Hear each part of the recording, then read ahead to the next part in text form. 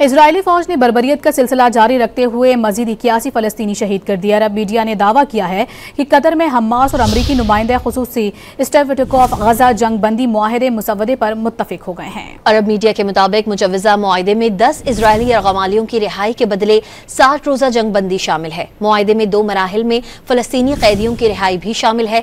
मुआहदे के तहत 5 यरगमाली जंग बंदी के पहले रोज और 5 जंग बंदी के 60वें रोज रिहा होंगे। अमरीकी सदर जंग बंदी मुआहदे और गजा से इजरायली फौज के इनखला की जमानत देंगे।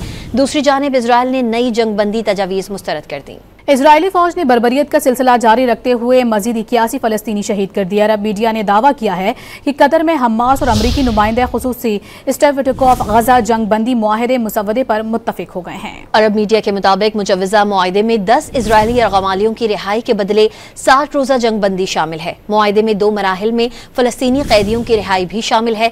मुआहदे के तहत 5 यरगमाली जंग बंदी के पहले रोज और 5 जंग बंदी के 60वें रोज रिहा होंगे। अमरीकी सदर जंग बंदी मुआहदे और गजा से इजरायली फौज के इनखला की जमानत देंगे।